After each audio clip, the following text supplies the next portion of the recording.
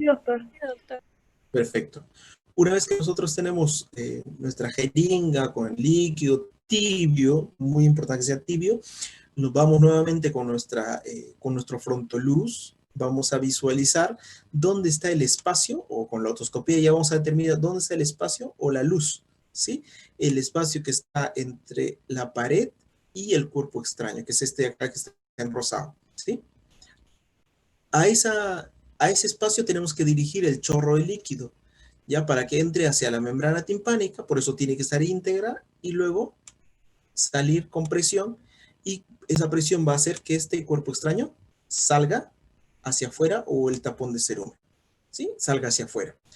¿Qué pasa, doctor, si no hay luz?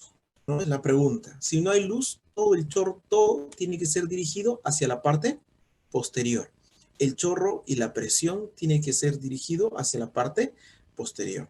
Yo, por ejemplo, personalmente a ustedes no les recomiendo que utilicen curetas, porque las curetas tienen que ser utilizadas con cierta pericia. Si alguna vez tienen ustedes la oportunidad de venir acá al servicio de otorrino y aprender la técnica de cómo se utiliza adecuadamente, cómo se hace primero adecuadamente la otoscopía, y nosotros tenemos curete, pueden practicar y ya pueden eso definirlo o llevarlo a su práctica diaria, la utilización de curetes. Es muy importante, principalmente cuando se trata de cuerpos extraños metálicos, de cuerpos extraños vegetales principalmente, donde no podemos usar el lavado de oído. Sí, chicos, ¿han entendido cómo se hace el lavado de oído? Sí, doctor. Sí, doctor. Sí, ¿Sí? doctor. ¿Conforme? Sí, doctor. Sí, ¿Alguna pregunta? doctor. ¿Alguna pregunta? Doctor, una consulta. En caso de que se lesione al momento de sacar y sea un objeto orgánico o un insecto y esté lesionado, ¿se le puede dar antibióticos para evitar la infección? Por supuesto. En ese caso, pueden utilizar antibióticos tópicos, ¿sí? Gotitas de oído, para, para entenderlo mejor. Entonces, las pocas indicaciones de las gotitas de oído son justamente esos, lesiones, cuando se ha lavado y has lesionado, entonces le das gotitas de oído por 2 o 3 días, mañana y noche, de 3 a 4 gotitas para evitar las infecciones.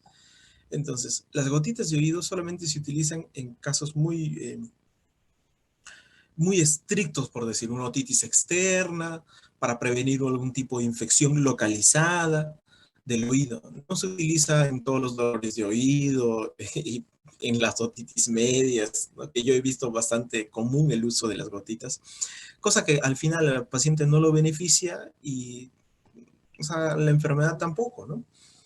Lo que tienen que ustedes es saber que las gotitas de oído se utilizan solamente en el caso de otitis externa, ¿sí? O que quieran prevenir una otitis externa en un paciente que ya ustedes han manipulado y han lesionado parte del conducto auditivo externo. ¿Alguna otra pregunta? Doctor, antes de hacer la extracción, ¿se puede anestesiar localmente el conducto auditivo, por ejemplo, con lidocaína?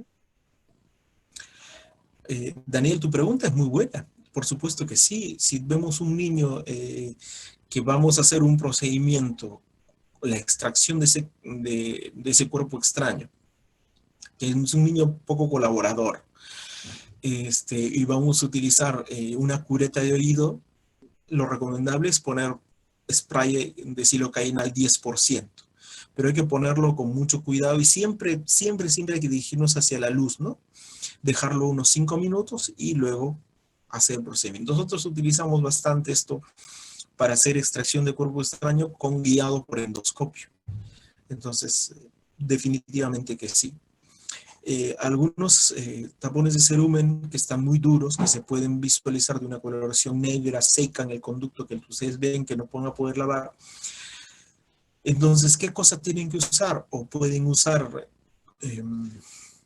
glicerina líquida por unos 5 días, mañana y noche, hasta que esto se haga mucho más blando, pueden ustedes lavarlo con mucho más facilidad. Solamente glicerina líquida, también pueden usar vaselina líquida u otros elementos que pueden emblandecer, ¿no? El agua oxigenada, por ejemplo, así que sea un poco más blando el tapón de cerumen. ¿Alguna pregunta extra?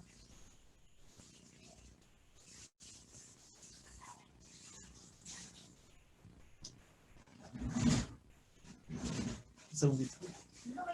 Sí, sí, pero ahorita un ratito. Ajá, porfa. A ver, ¿alguna otra pregunta?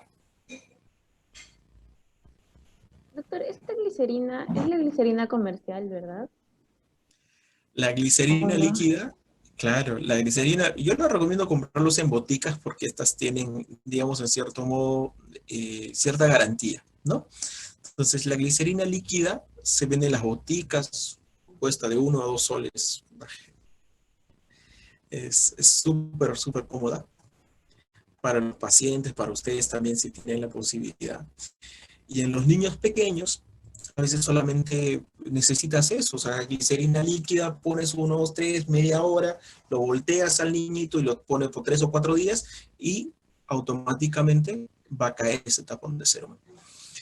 El tapón de cerumen es causado principalmente por nosotros mismos y es más frecuente en mujeres que en varones.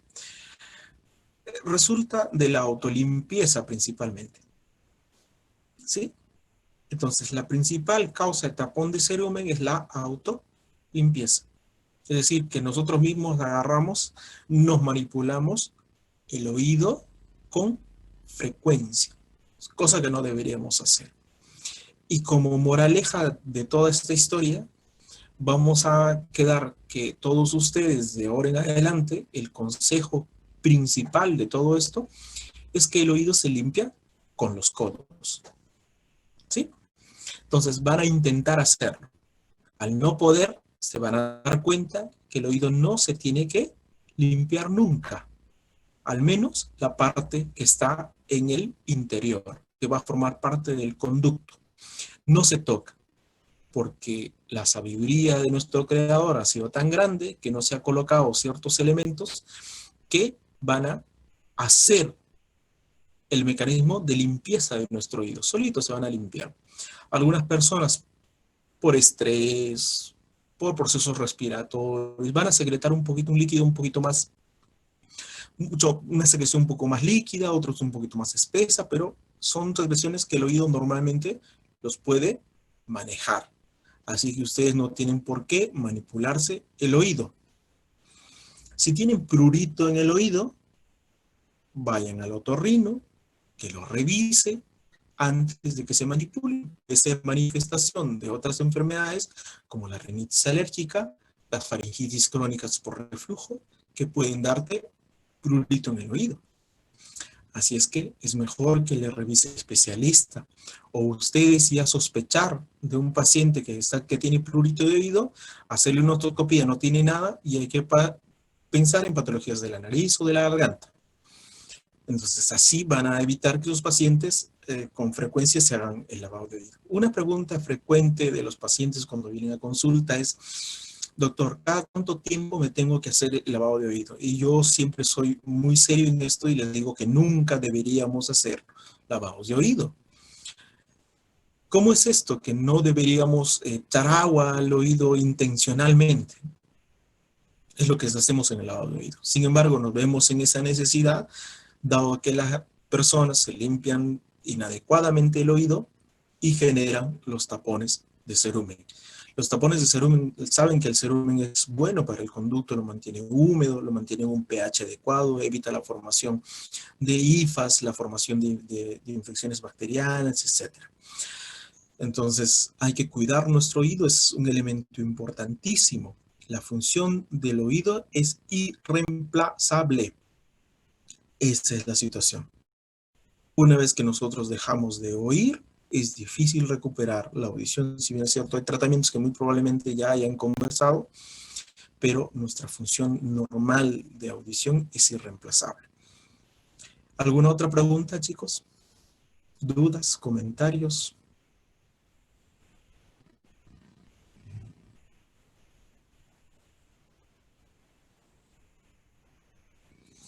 Un silencio total en la clase. Doctor, disculpe, bueno, es una pregunta fuera del tema No que te estamos preocupes. tratando. ¿Ya? Quisiera saber si es que tal vez nos podría pasar las diapositivas debido a que el examen es este sábado ¿Ya? y no sé si tal vez nos podría pasar las Bueno, diapositivas. claro, les puedo pasar la diapositiva, pero recuerden que son solo dibujos, ¿sí? Son elementos gráficos que nos van a permitir entender. Si les preguntaría yo algo de esta clase, ¿ya? Sería, por ejemplo, ¿cuándo no debemos, cuáles son las contraindicaciones del lavado de oído?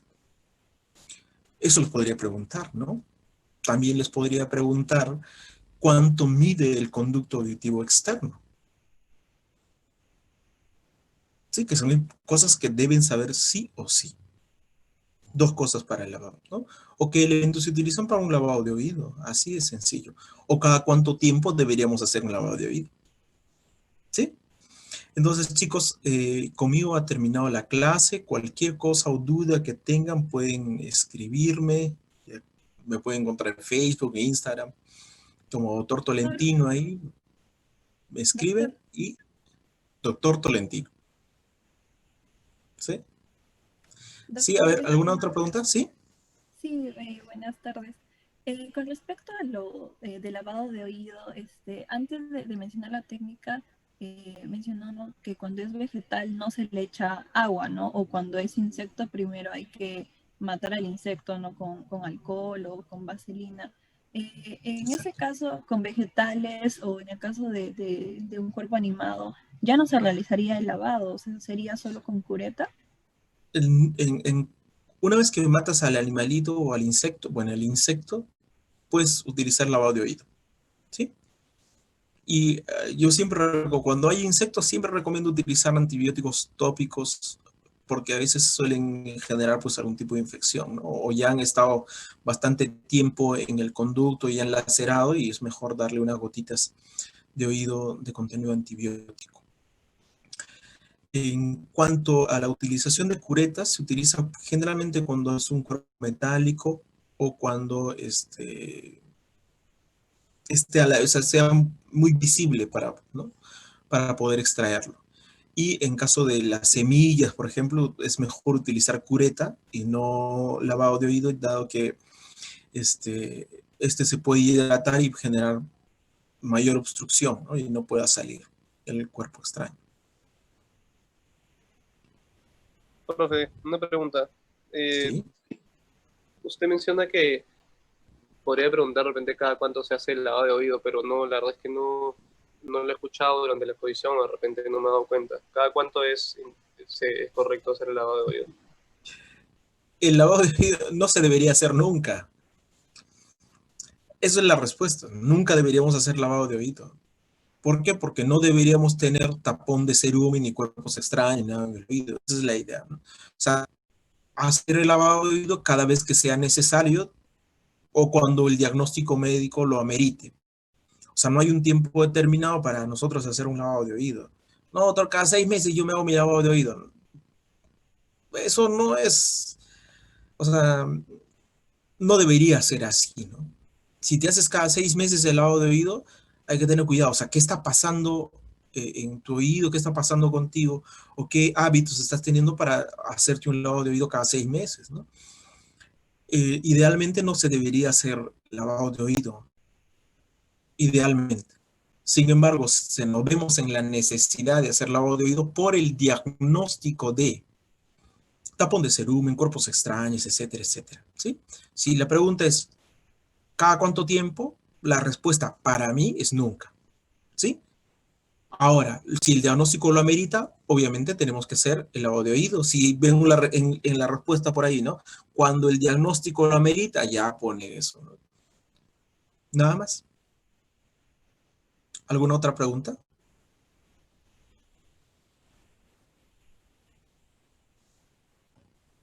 Sí, Doc, tengo una consulta.